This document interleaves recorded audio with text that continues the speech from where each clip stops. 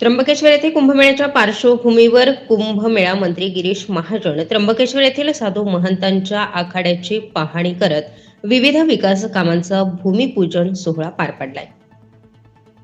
पंचदशनाम जुना आखाडा येथून या भूमिपूजनाला सुरुवात झाली। यावेळी कुंभमेळा आयुक्त शेखर सिंह, विभागीय आयुक्त प्रवीण केडाम, जिल्हाधिकारी, तहसीलदार, नगर परिषद सीईओ, त्र्यंबकेश्वर नगर परिषद नगराध्यक्ष त्रिवेणीताई तुंगार, त्र्यंबकेश्वर नगर परिषदेचे नगरसेवक, नगरसेविका, साधू महंतांच्या उपस्थितीत विधिवत विकास कामांचा भूमिपूजन सोहळा पार पडला।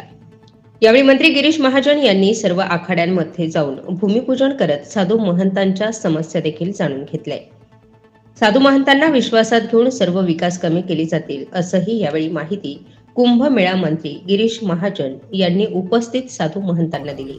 आपण बघितलं प्रयागराजला गर्दीचे सगळे रेकॉर्ड तुटलेत। या ठिकाणी सुद्धा गेल्या वेळेपेक्षा 12 वर्षापूर्वी कुंभमेळा झाला त्यापेक्षा 5 पट 6 पट जास्त गर्दी होणार आहे आणि म्हणून आम्ही व्यवस्थाही तशाच करतो आहोत।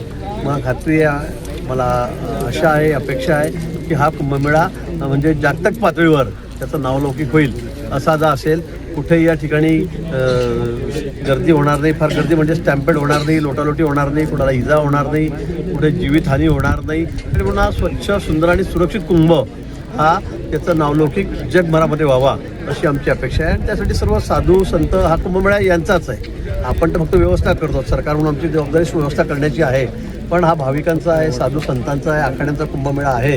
त्यासाठी सर्वजण मिळून आमच्यामध्ये चांगलं कोऑर्डिनेशन आहे, अतिशय उत्तम प्रकारे आमच्यामध्ये सामंजस्य आहे, त्यामुळे कुठेही अडचण या ठिकाणी येणार नाही। 12 वर्षापूर्वी असं सहकार्य सर्वांनी मला नाशिकला, त्र्यंबकेश्वरला या ठिकाणी केलेलं होतं। यावर्षी सुद्धा गेल्या वेळेपेक्षाही चांगलं कोऑर्डिनेशन मी असं म्हणेल या ठिकाणी आमच्यामध्ये आहे। गेल्या वेळी सुद्धा कुंभमेळा मंत्री मीच होतो 12 वर्षापूर्वी आणि मला काय माहीत पुण्याचं काम आहे मोठं। 12 वर्षांनंतर पुन्हा कुंभमेळा आला आहे आणि मुख्यमंत्री महोदयांनी, फडणवीस साहेबांनी माझ्याकडे जी जबाबदारी पुन्हा या ठिकाणी दिलेली आहे, मला वाटतं माझ्यासाठी हे अतिशय भाग्याचं काम आहे। जे काही आय कार्ड हे करणार आहेत आखाडा परिषदेच्या मार्फत, त्याच पद्धतीनं कुठल्याही अनुचित प्रकार घडू नये म्हणून प्रशासनामार्फत पण आपण काही।